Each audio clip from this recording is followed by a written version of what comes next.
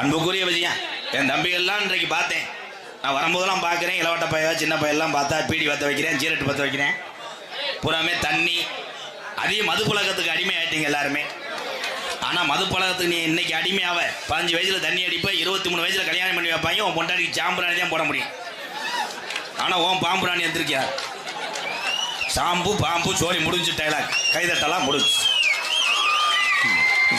இந்த அன்னை இவ்வளோ கூட்டத்தில் வந்து அந்த பயல்கிட்ட உட்கார போகிற அவங்க வேலையை காட்ட போகிறாங்க. பேசாமல் சிங்காடுமாங்க, அங்கே போய் படுக்கிறது நல்லது. ஆனால் அந்த கூட்டத்தில் நடுவில் உட்காந்துருக்க ஆளுகள்லாம் ஒன்று கண்ணுக்கு போகணும்னு நினச்சி பார்க்காத, அங்கனே இருந்துட்டு தண்ணியை வடிச்சு விட்டு போயிட்டே பயல உரம்.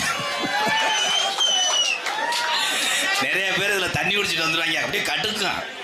கடுத்தவனே அப்படி இப்படின்னு பார்த்து அன்றைக்கெல்லாம் ஒரு ஆள் கையிலோடு இருந்துட்டு எந்திரிச்சு போகும்போது அவர் சொல்லிக்கிறார், இங்கே செகதியாக இருக்குது அப்படின்ட்டு. ஏன்னா இன்னைக்கு எங்கு பார்த்தாலும் களவாணித்தனம். யாரையும் எதையும் நம்ப முடியலப்பா. பள்ளிக்கூடத்துக்கு வயசு பிள்ளையை நம்பி அனுப்ப முடியல. காலேஜ் நடுவு போல எங்கே பார்த்தாலும் பாலியல் வன்கூடமான்ட்டேன். நாடு அப்படி இருக்கே. சமீபத்தில் ஒரு நியூஸ் வந்துச்சு. 12 படிக்கிற மாணவனை கொண்டு போய் டீச்சர் சந்துக்குள்ள வச்சு அடிச்சிருக்கு. தம்பி அந்த மாதிரி இல்லை, வீட்டு பாடம் எழுதலேன்னு.